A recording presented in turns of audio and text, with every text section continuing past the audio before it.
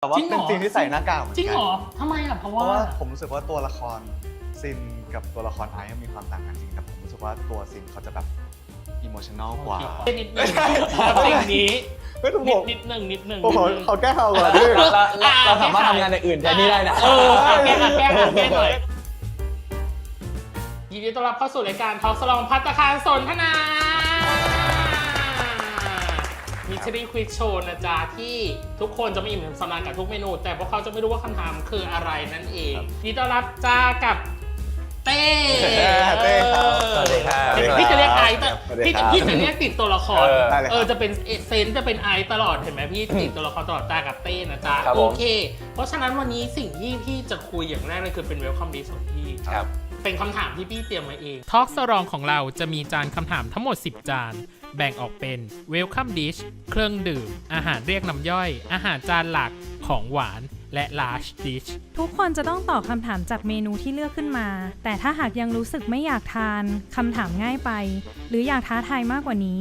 มีสิทธิ์เลือกข้ามจานอาหารนั้นได้1จาน และหากข้ามคำถามในหมวดนั้นแล้ว ต้องตอบคำถามหลังจากนั้นให้ครบทุกข้อ ดังนั้น การข้ามจานอาหารทุกครั้งมีความเสี่ยง ผู้สัมภาษณ์ควรคิดให้ดีก่อนข้ามทุกครั้งนะคะ อย่างแรกเลยคือมันมี EP 3 ที่เห็นไหม นึกย้อนก่อน EP 3 ไอซ์มันพูดประโยคหนึ่งที่พี่รู้สึกว่ามันชอบโทษตัวเองอ่ะมันชอบโทษตัวเองบอกว่าโคตรเกลียดตัวเองเลยทำไมผมต้องเอาเรื่องสวยๆไปให้มันตลอดเลย ครับ แล้วพอเสร็จปั๊บแต่พี่ในความรู้สึกพี่ พี่รู้สึกว่าชนวนทุกอย่างไม่ได้มาจากยูมาจากคนนี้ พี่เลยรู้สึกว่ามันเป็นไปตามที่พี่พูดไหมหรือเห็นด้วยหรือเปล่ากับสิ่งที่พี่พูดคิดว่าชนวนทุกอย่างมันเป็นเพราะเขาปะในความรู้สึกของเต้เอง หรอผมรู้สึกว่าเป็นเพราะตัวผมเองเหมือนกัน จริงเหรอ ใช่ ทำไมอ่ะเพราะว่า รู้สึกว่าแบบจริงๆแล้วเขาคอยซัพพอร์ตเราตั้งแต่แรกไงครับแล้วรู้สึกว่าแบบพวกเรื่องปัญหาต่างๆ ที่มันเข้ามาเจอพวกเราหรือว่าเจอเขาอย่างเงี้ยมันเป็นเพราะว่าตัวไอที่แบบเข้าไปทำให้เขาเจออะไรอย่างเงี้ย แต่นี่มันอีลุงตุงนางมากไหนจะเรื่องแบบความรักไหนจะเรื่องครอบครัวไหนจะมันจุดชนวนมาให้เราเป็นแบบเนี้ยคุณไม่รู้สึกหรอว่าคุณเป็นชนวน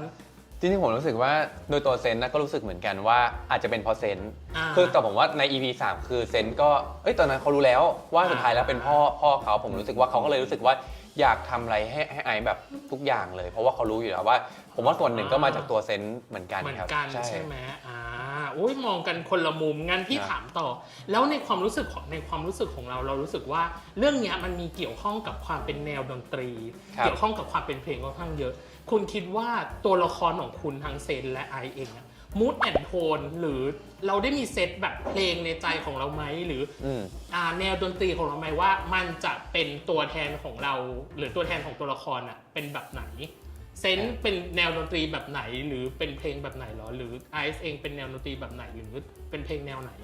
มีไหม จริงๆผมมีนะตอนที่ผมเข้าคาแรคเตอร์ตัวเซนผมพยายามหาทุกอย่างที่ค่อนข้างได้เชื่อมโยงกับตัวคาแรคเตอร์อะไรอย่างเงี้ยครับผมก็ฟังเพลงไปเรื่อยจนผมรู้สึกว่ามันมีเพลงหนึ่งที่เราฟังแล้วรู้สึกว่ามันมีความเป็นเซนแล้วมันเชื่อมโยงกับตัวจาด้วยอะไรอย่างเงี้ยครับก็บอกชื่อได้เลยใช่ไหม บอกได้เลย มันเป็นเพลงของเจฟซาร์เดอร์ที่ชื่อว่า Yellow Leaf ครับ อ่า คือความหมายมันแค่ว่าให้บอกเธอไปก็คงไม่หมดให้บอกเธอไปก็คงไม่หมดจะจดจำได้ถูกหรือเปล่า 7 พยางค์นะหนู7 พยางค์ประมาณนั้น ถ้าเราพูดไปเลยผมจะจำไม่ได้ผมจะจำเนื้อไม่ได้ครับประมาณนั้นเป็นเพลงนั้นครับแสดงว่าเซตคาแรคเตอร์ของตัวของเซนก็คือเพลงนี้เลยเป็นเบสหลักใช่ไหม ใช่ครับน่าจะเป็นเพลงส่วนน้อยของทงเจฟ โอเคของคุณมีไหม มีเหมือนกันครับ เป็นเพลงหรือเป็นแนว เป็นเพลงเลย เป็นเพลงเลยเหรออยากรู้ว่าคุณใช้เพลงอะไรแทนตัวของไอซ์ ตอนนั้นที่ผมแสดงผมรู้สึกว่าผมเลื่อนปัด TikTok ไปแล้วพอผมเจอ1เพลงแล้วมันรู้สึกว่าแบบแล้วเราก็เข้าไปดูคลิปเขาด้วยนะแล้วรู้สึกว่าแบบ ยัง เดี๋ยวก่อนนะ ใจฉันต่ำเกินไปเหรอแย่จัง พี่อยากรู้ว่าทำไมยูถึงปัด TikTok ทำไมยูถึงปัด TikTok เพราะเพลงใน TikTok ที่รู้สึกเพลง TikTok มันมีความแบบมันโบ๊ะบ้ามากกว่าที่จะพี่ขอฟังเหตุผลก่อนผมปัดแล้วเจอแล้วมันรู้สึกว่าคล้ายเพลงอันนี้ครับใบไม้ที่บิดปลิว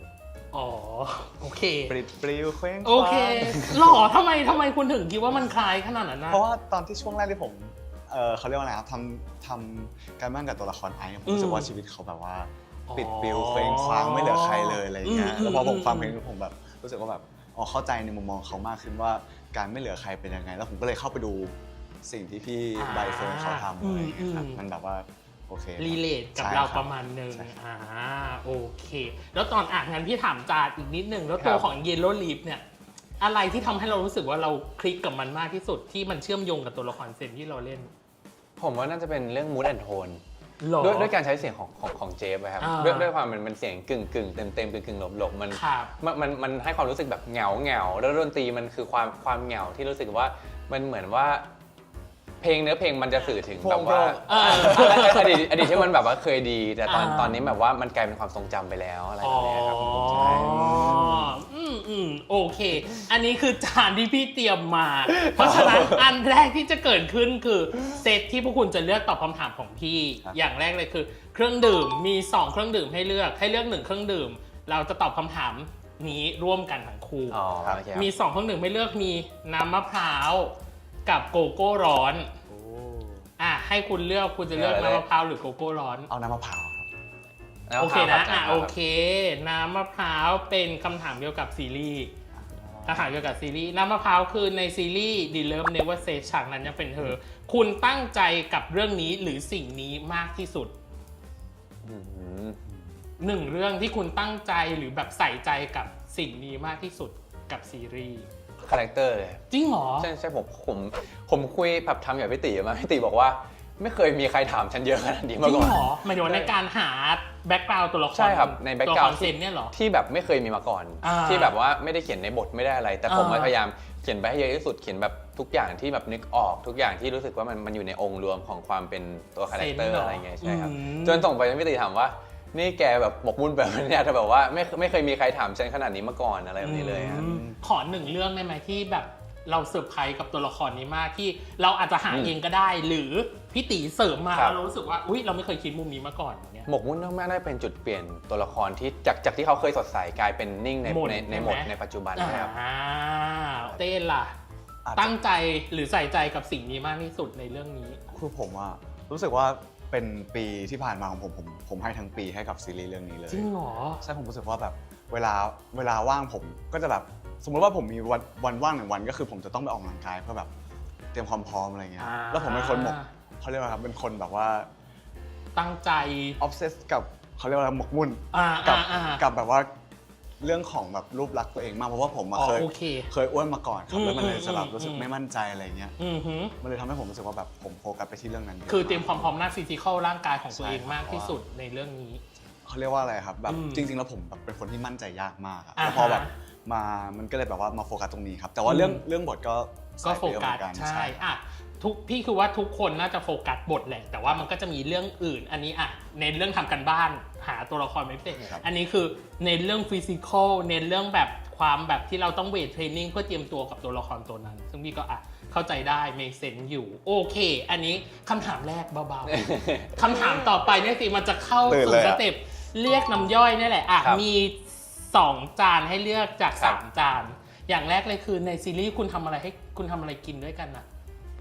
โจ๊กหมู yes มีโจ๊กหมูให้เลือก อันที่ 2 อาจจะไม่มีในซีรีส์คือไก่สเต๊ะ ไก่สเต๊ก และอันที่ 3 คือเกี๊ยวทอด อ่า ให้เลือก2ใน3 จานนี้ ผมเรื่องอะไรอย่างผมเรื่องอะไรอย่าง เลือกคนละอย่างเต้เลือกอะไร ผมเลือกไก่สเต๊ก ไก่สเต๊ะรับ1ออเดอ ผ ร์ ม อาจ เลือก จะ โจ๊กหมูครับ โอเค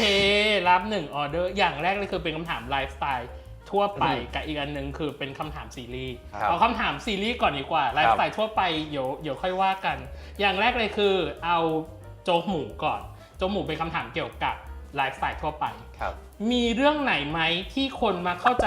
ผิดถึงคุณบ่อยๆ แต่คุณอยากอธิบายเรื่องนี้ใหม่ด้วยตัวเอง เพราะในเรื่องพี่รู้สึกว่ามันมีเรื่องเข้าใจผิดกันเยอะมาก แต่อันนี้พี่สะท้อนถึงในชีวิตจริงว่า แล้วในชีวิตจริง มีคนเข้าใจคุณผิดเรื่องเนี้ยแต่คุณอยากอธิบายใหม่ เรื่องเนี้ยด้วยตัวเอง มีไหมมีไหม เดี๋ยวนะ กำลังคิดอยู่ เพราะผมว่ามี อ่า คือผมอะเวลาผมเจอใครแรกๆอะผมจะเป็นคนที่นิ่งๆมาก อ๋อ จะเป็นคนที่แบบว่า ใช่ แบบว่าเรายังไม่กล้าแบบว่าเข้าไปเล่นกับเขาหรืออะไรครับผมเป็นคนขี้เล่นมากแล้วก็แบบชอบเข้าไปคุยกับคนอื่นมากๆอะไร อ่า เงี้ย ฮะ แต่พอแบบว่าคนอื่นแบบมาเจอผมครั้งแรกแบบมีโอกาสได้เจอครั้ง2 ครั้งเนี่ยเขาจะมองผมว่าแบบผมดูนิ่งๆแล้วก็เขาเลยบอกว่าไม่กล้าคุยบางคนอาจจะบอกว่าแบบ อ๋อ ผมอ่านหนังสือแบบดูแบบ ดูแบบดู อยู่กับตัวเอง ดุอะไรอย่าง โอ นี้ เคผมแต่จริงๆแล้วอะผมแบบว่าถ้าผมรู้จักแบบเราสนิทแบบคุยกันแล้วแบบคุยกันแบบ3-4 รอบแล้วเนี่ยผมจะเป็นคนแบบผมจะอยากรู้เรื่องครับผมจะชวนคุยเยอะมากอะไรอย่างเงี้ยผมจะแบบเป็นคนที่ค่อนข้างที่จะออกไปทางพูดมากนิดนึงอะไรอย่างเงี้ยครับ โอเคอ่ะมีไหมคุณมีหรือเปล่าอะไรที่คนมาเข้าใจผิดแต่ว่าคุณอยากอธิบายเรื่องนี้ใหม่ด้วยตัวเอง มีก็ได้ครับ มี คนชอบคิดว่าผมแบบว่า ยังไง อาจจะแบบไม่ค่อยรู้เรื่องเวลาทุกคนพูด อ๋อโอเค แบบสมมติว่าทุกคนพูดเล่นมุกมาอะไรเงี้ยผมอาจจะ ไม่เก็ตอย่างเงี้ยหรอ อาจจะไม่เก็ตแต่ว่าเก็ตแต่อาจจะใช้เวลา โอเคอาจจะต้องเมนเทนตรงนี้นิดนึงใช้เวลาประมาณสัก5 วิ10 วิ ในการ 5 เข้าใจ วิเลยเหรอ เอาจริงๆบ้างนานกว่านั้นครับ จริงเหรอเห็นไหมผมต้องถามพาร์ทเนอ ใช่ ร์ พี่ถามมาถามผมได้เลย หรอคุณกว่าจะเก็ตสิ่งที่เขาพูดกันใช้เวลาประมวลผลนานขนาดนั้นเลยเหรออันนี้ต้องให้จ่าย อันนี้เราต้องบอกว่าผมกับน้องในที่เล่นด้วยกันอ่ะก็จะมีความโบ๊ะบะกันมากซึ่งผมก็ชอบแบบเป็นคนที่แบบมีมุกอะไรมาเล่นยิงน้องก็จะเล่นแบบฮุกวะเต้ก็จะแบบอึ้งแล้วก็บอกทำไมหัวไวกันจังเลยอะอะไรอย่างเงี้ยจริงทุกคนหัวไวมากครับ แล้วเราล่ะเราใช้เวลาประมวลผล ใช่แต่ว่าเข้าใจนะแต่อาจจะใช้เวลานิดนึง อ๋อโอเคอันนี้เข้าใจได้ว่าเก็ตนะครับ แต่ใช้เวลานิดนึงโอเค ต่อไปอีกอันนึงคือไก่สเต๊ะอันนี้น่าสนใจคือคำถามเกี่ยวกับซีรีส์เมื่อกี้นี่มีความเกี่ยวข้องกับซีรีส์นิดนึงแต่อันนี้เกี่ยวข้องกับซีรีส์ล้วนมีฉากหรือเหตุการณ์ใดในซีรีส์ที่เคยพูดกับตัวเองว่ามีคนเขียนบทหรือผู้กำกับเขียนอะไรให้ฉันแสดงมีซึ่งผมตอบได้เลยนะได้เลย คือมันเป็นฉากที่เหมือนผมไม่เคยเจอมาก่อนด้วยแหละ หรอ คือมันไม่ได้แบบว่าแปลกหรืออะไรแต่มันคือมันจะเ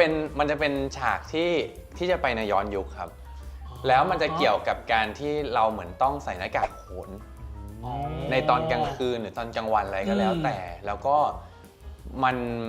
พอมันใส่อะผมโดยตัวผมไม่เคยได้รับตัวบทหรือคาแรคเตอร์ที่ขนาดนี้มาก่อนอะไรเงี้ยพอมันใส่อะผมรู้สึกแบบว่าแม้จะเป็นหน้ากากที่มันม็อกอัพมาเราแค่รู้สึกว่ามันมีความขนลุกแล้วเราก็รู้สึกว่าขลังอะเนาะใช่ครับแล้วก็มันจะเป็นฉากที่เราต้องรำเมื่อเราเสียใจอยู่ดีเราก็รำออกมาที่มันเป็นอะไรที่มันค่อนข้างที่จะแบบอิโมชันแนลใช่อิโมชันแนลแล้วก็ขนลุกมากๆคือมันแบบว่าเขียนอะไรออกมาให้มันรู้สึกว่าเฮ้ยถ้าเรารู้สึกเสียใจเราก็คงไปทำอย่างอื่นหรือเป็นอะไรที่คนสมัยก่อนไม่ทำอะไรเงี้ยแต่เนี้ยมันค่อนข้างที่จะลึกตรงที่เฮ้ยไอตัวหน้ากากเนี่ยมันเคยเชื่อมโยงกับตัวละครคู่ยังไงแล้วมาอยู่ดีเขาถึงกลับมาลำเพื่อบอกอะไรสักอย่างกับคู่ของเขาอะไรโอเคเข้าใจได้แล้วคุณมีไหมแบบเขียนมาแบบอะไรเนี่ยให้ฉันมาแสดงสิ่งนี้หรือให้ฉันแบบมา expression กับสิ่งนี้ถ้าเกิดถ้าเป็นความรู้สึกนั้นยังไม่มีใช่ไหมแต่แบบว่าอาจจะรู้สึกว่าซีนนี้ยากซีนนี้ท้าทายอะไรเงี้ยอาจจะมีครับแต่ว่าพี่อยากถามซีนหนึ่งที่พี่รู้สึกว่าตอนเมาพี่อยากรู้ว่าการบรีฟของผู้กำกับเขาให้บรีฟอยู่แบบไหนยังไงอันนี้คือจากที่พี่เขียนข้อนี้มาเพื่ออยู่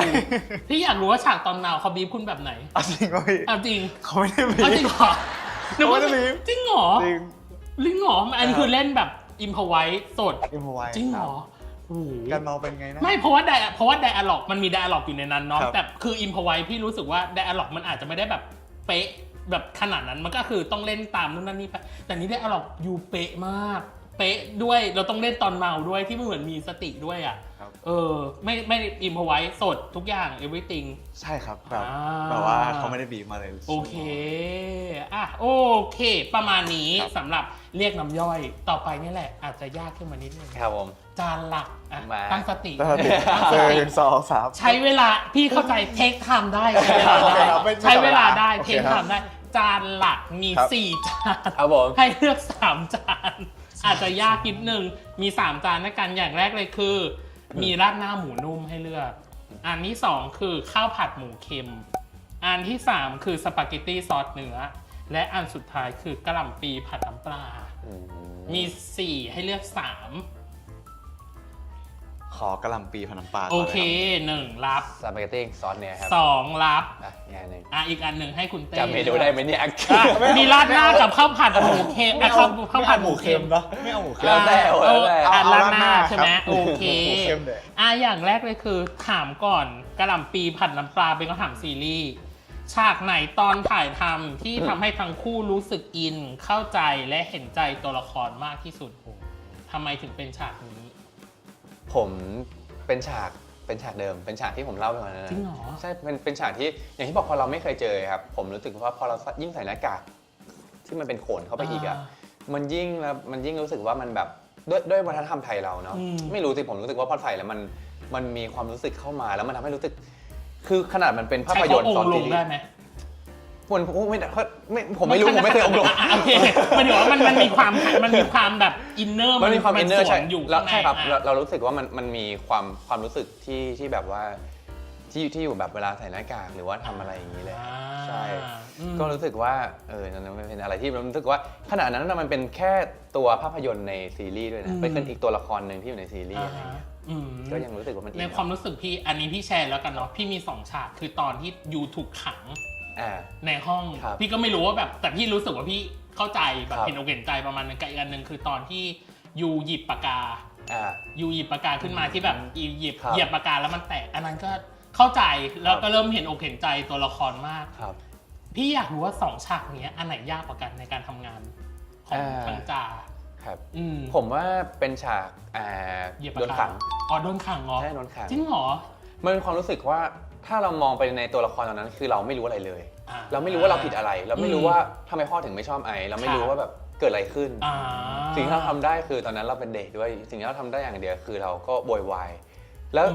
มันคือผมว่าตรงนั้นนะคือมันคือจุดเปลี่ยนของตัวละครด้วยจากที่เด็กที่เคยสดใสล่าเริงกลายมาเป็นตรงมาต้องกลายเป็นคนเงียบขรึมไม่กล้าบอกความรู้สึกกับใครหรือว่าแบบอะไรแม้แต่ครอบครัวเรายังบอกไม่ได้เลยจะบอกคนอื่นได้ยังไงอะไรประมาณนี้โอเคของคุณล่ะฉากที่คุณเห็นใจเข้าอกเข้าใจสงสารไอที่สุดคือผมขอแบบพูดคล้ายๆเขาเลยครับเพราะว่าเล็งเห็นเหมือนกันว่าซีนนั้นเป็นซีนเฉพาะเล็งเห็นเหมือนกันคือซีนไหนซีนแบบว่าเป็นซีนที่ใส่หน้ากากเหมือนกันจริงเหรอทำไมเพราะว่าผมรู้สึกว่าตัวละครซินกับตัวละครไอซ์มีความต่างกันจริงแต่ผมรู้สึกว่าตัวซินเขาจะแบบอิโมชันแนลกว่าใช่ครับแบบเวลาใส่หน้ากากไปผมจะรู้สึกเหมือนที่จะรู้สึกเลยว่ามันจะรู้สึกอะไรบางอย่างที่แบบคนลุกรู้สึกถึงแบบอะไรไม่รู้ที่เป็นอารมณ์อยู่ดีก็มาใส่เราเยอะมากผ่านหน้ากากนั้นอะไรอย่างเงี้ยครับ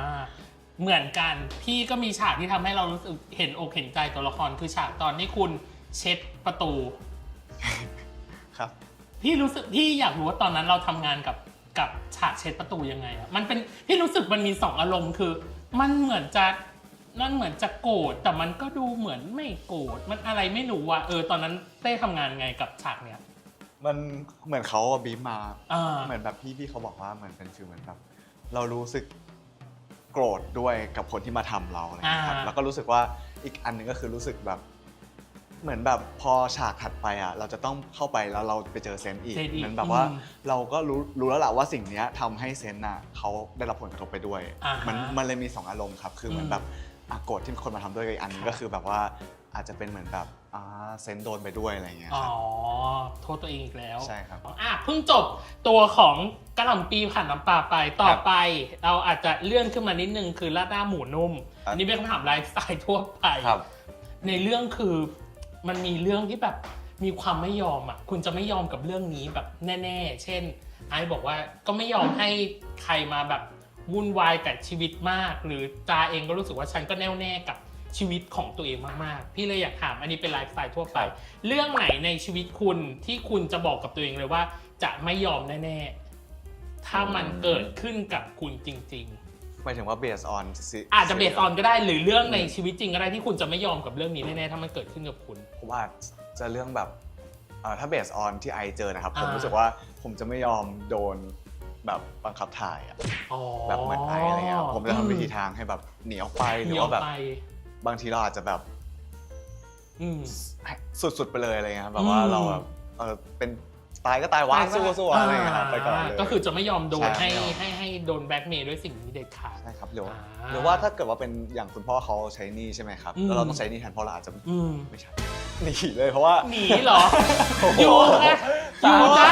อยู่จ้าชอบมากหนีเลยเหรอ เพราะว่าคุณพ่อเขาเสีย อ๋อ ก่ เขา อน เสีย เราก็เป็นแล้วเขาก็เป็นคนที่ไม่ดีด้วยคนนั้นแล้วเราก็ เราทำไมเราต้องรับใช่ไหม ใช่ ก็คือ ใช่ เราก็หนีอย่างงี้ใช่ไหม ใช่ครับ ตัวละครไอเป็นตัวละครที่ดีอันนี้พี่อาจจะต้องคิดมุมใหม่กับเต้นิดนึงกับสิ่งนี้ ไม่ต้องบอก นิดนึง ผมเขาแก้ข่าวก่อนด้วย เราสามารถทำงานในอื่นแทนนี่ได้นะ แก้หน่อย แก้ก่อน แก้ห เพ น่ ราะ อ ว่าย อย่างแรกคือพ่อเขาก็เป็นคน ไม่ดี ไม่ดีด้วยกับ ไม่ดี สองคือคนที่เขามาทวงหนี่เขาก็ไม่ได้ทวงดีๆไง อ่า แล้วเขามาพูดกับเราดีๆแบบว่าเราจะหนี เซ็น เราจะหนีเขาได้เหรอเขามาทำลายกรอบรูปพ่อขนาดนั้นโยนนู่นนั่นนี่ขนาดนั้นได้ เราก็อาจจะบอกว่าโอเคพี่เดี๋ยวผมพรุ่งนี้เจอกันผมนัดถ่าย แล้วเราก็หนีเลย โอเค แล้วเขาไม่ได้ไปจากนั้น โอเค ครับผม ประมาณนี้จามีไหมที่คิดว่าแบบจะไม่ยอมเรื่องนี้แน่ๆถ้ามันเกิดกับจาจริง ผมจะไม่ยอมให้ใครแบบมาบังคับตัวผมเองในทำสิ่งที่มันแบบว่าส่งผลกระทบต่อคนอื่นนะ ๆ แบบว่าส่งผลกระทบแบบต่อสาธารณะ อืม ต่ออะไรอย่างเงี้ยผม ครับ ผมจะแบบว่าไม่ ไม่ ท ยอม ำเลยเพราะเราก็รู้สึกไม่ดีด้วยเพราะว่ามันส่งผลต่อวงกว้าง โอเค แต่พี่ต้องมองหลงมุม พี่ต้องมองเต้มุมพี่ต้องมองเต้มุมใหม่จริงแต่พี่เข้าใจได้ ถ้าคนแบบ ฉันก็หนีจ้ะหนีฉันก็หนีโอเค อันนี้เป็นคำถามไลฟ์สไตล์เข้าไปคำถามสุดท้าย ดูดีปะเนี่ย คือสปาเกตดี โอเคครับ พี่บอกว่าให้พี่ต้องมอง มันคือ มุมใหม่ ไลฟ์สไตล์ เป็นไลฟ์สไตล์ ไลฟ์สไตล์ เป็นความคิดเห็นอันสุดท้ายคือสปาเกตตี้ซอสเนื้อ ครับ อันนี้อาจจะเจาะใจนิดนึงอยากขอบคุณพาร์ทเนอร์ทางการแสดงของคุณในเรื่องนี้ที่สุด คุณจาอยากขอบคุณอะไรกับทางเต้อยากขอบคุณอะไรจาประมาณนี้ ผมอยากขอบคุณเต้บอกว่าเราคุยกันเยอะมากทั้งตอนถ่ายตอนอะไรอย่างเงี้ยผมรู้สึกว่าอยากขอบคุณเต้ในเต้รับฟังแล้วเต้ก็ปรับตัวแบบ ครับ ได้ไวอะไรอย่างเงี้ยครับแล้วก็เหมือนเขารับฟังทุกอย่างในสิ่งที่เป็นแล้วก็เราจะเห็นว่าสิ่งที่เรารับฟังมันคืออะไรแฟกต์มันคืออะไรเราก็ปรับกันอะไรอย่างเงี้ยครับ ที่ใจด้วยจ้าเขาบอกว่าคุณปรับตัวเห็นไหมแม้จะต้องเทคไทม์นิดนึง ไม่ ใช่ เท่า เท ไม่เท่า ค เลย ไทม์นิดนึงแล้วเต้อะไรอยากขอบคุณอะไรจ้า ผมรู้สึกว่าผมอยากขอบคุณเขานะเขาเอาจริงๆเขาเหมือนครูคนหนึ่งนะ เอาอีกแล้ว ไม่รู้เป็นที เป็น เชอร์ เป็นแก่แล้ว เป็นครูที่แบบว่าโอเคเขาอาจจะแบบอ่านรุ่นเดียวกันอะไรเงี้ย อืม แต่ว่าบางทีมันก็จะมีสิ่งบางอันที่แบบโอเค ถ้าเกิดว่าเราปรับมันก็จะดีต่องานด้วยอะไรเงี้ย อืม ก็ขอบคุณเขาที่เขากล้าบอก กล้าแชร์ริ่ง ใช่ อี กล้า แช แช ร์ ร์ ริ่งกับเรา ใช่ครับเพราะว่าบางทีเราแบบเวลาเราทำอะไรที่มันแบบโอเคแบบอาจจะไม่ได้แบบเขาเรียกว่าอะไรอ่ะแบบโอเคเขาบอกให้เราเป็นคนที่ดีขึ้นอะไรเงี้ยใช่ครับผมก็รู้สึกว่าแบบก็ขอบคุณเขาที่แบบเขากล้าพูดกับเรา พูดสิ่งนี้กับ ใช่ แสดงว่าคุณเป็นคนตรงประมาณหนึ่งนะคุณจา ก็จริงๆเมื่อก่อนผมเป็นคนไม่ตรงเลยแบบว่าเป็นคนที่แบบเก็บทุ โอก อย่า เค งหมายถึง พี่ต้อง ว่า มองจามุมใหม่อีกแล้วจริงเหรอ แต่ผมเนี่ยตรงแบบว่าคือผมจะมองว่าถ้าความสัมพันธ์เราหมายถึงว่ามันจะโอเคมากหมายถึงว่า ถ้าเราต้องแยกกันความสัมพันธ์งานกับความสัมพันธ์กับส่วนตัว คือถ้าเราพูดเรื่องงานแล้วแบบว่ามันพูดตรงๆคือเวลามันปัญหาอะไรมันแก้ได้ไวครับแล้วถ้าเป็นคนที่สามารถแยกเรื่องงานกับเรื่องส่วนตัวได้อีกคือเราพูดตรงก็จริงแต่ว่าเขาจะไม่โกรธเพราะว่าอย่างที่บอกว่าเราแก้งานแล้วทำให้งานดีขึ้น เราเบสอ แต่ อน ว่า งานเนาะ พอมาถอยมาเรื่องความสัมพันธ์มันก็ยังเหมือนเดิม เพราะว่าเราหมายถึงตัวผมที่พูดตรงๆก็จะแยกเหมือนกันว่าอันนี้เรื่องงานนั่นคือเรื่องงานเรื่องส่วนตัวคือเรื่องส่วนตัว โอเคคุณเป็นพาร์ทเนอร์ที่น่าสนใจนะประมาณนี้สำหรับจานหลักจ้า ครับ ส่วนสุดท้ายคือของหวานมี3ของหวานให้เลือก2ของหวานอย่างแรกเลยคือคุณซื้อเค้กอะไรไปเซอร์ไพรส์วันเกิดนะในเรื่อง เค้กนะนาง เค้กนางเงือกมีเค้กนางเงือกมีเค้กนางเงือกให้เลือกอย่างแรกอันที่2คือไม่เกี่ยวกับซีรีส์ขนมโตเกียว อ่า โตเกียว และอันสุดท้ายคือซอฟต์คุกกี้ ใช่ ให้เลือก 2 ใน 3 2 ใน 3 นี้ โอเคเต้ไปแรกก่อน ผมเอาซอฟต์คุกกี้ก่อนเลย ซอฟต์คุกกี้ก่อน ผม จะเลือกเค้กนางเงือก เอาเป็นเค้กนางเงือกกัน โอเค เลือก โอเคเค้กนางเงือกนะจ๊ะเป็นคำถามเกี่ยวกับซีรีส์1อันและเป็นคำถามเกี่ยวกับไลฟ์สไตล์ทั่วไป1อันเอาคำถามซีรีส์ก่อนดีกว่าแล้วค่อยปิดคำถามไลฟ์สไตล์ทั่วไป ครับ คำถามซีรีส์คือให้พูดถึงอีกฝั่งอันนี้ให้พูดถึงอีกฝั่งนะในการสวมบทเซนและไอซ์ในเรื่องนี้คุณต้องพูดเต้ต้องพูดถึง ตัวเซน ตัวเซนที่จาเล่นส่วนจาต้องพูดถึงไอซ์ที่ตัวของเต้เล่น ครับ เป็นไงบ้าง คุณคิดว่าเขาเป็น เซนได้สมบูรณ์แบบไหมในสายตาคุณ ว่าผมใช่ไหมผมรู้ ใช่ สึกว่าเขาเป็นเซนได้สมบูรณ์แบบครับผมรู้สึกว่าท่านในเรื่องก็ไม่มีใครเข้าใจเซนเข้าสู่ตัวเขาแล้วก็อีกอย่างผมรู้สึกว่าแบบผมเล่นกับเขามาผมสัมผัสได้ครับว่าแบบโอเคเขาทำกันบ้านมาเยอะจริงแล้วเขาแบบใส่ใจกับบทมากเพราะว่าอย่างเซนแต่ละช่วงอายุมันมีความใช่มันมีรายละเอียดที่ต่างกันครับแบบเขาเป็นคนที่ใช้แววตาเก่งใช่ในเรื่องแล้วผมก็สัมผัสได้ว่าโอเคตานี้หมายถึงอันนี้ตานี้ไม่ถึงอันนี้เลย คุณใช่หรือเปล่าคุณเดี๋ยวก่อนประเด็นคือคุณจับได้เลยเหรอว่าเขาใช้แววตาไหนกับอายุไหนช่วงไหนอ๋อเห็นเลยมันเห็นแบบตาในช่วงเด็กเขาจะมีความแบบโอเคแบบนึงใช่ โอ ครับ เคแล้วคุณตาล่ะคุณคิดว่าเขาเป็นไอซ์ได้สมบูรณ์แบบไหมในสายตาของคุณ ผมรู้สึกว่าสมบูรณ์แบบครับเพราะว่ามันไม่มีใครเข้าใจไม่มีเข้าใจไอใครได้ดีกว่าเต้เพราะว่าเหมือนเราเต้เขาน่าจะใช้เวลาอยู่กับไอมากกว่าทุกคน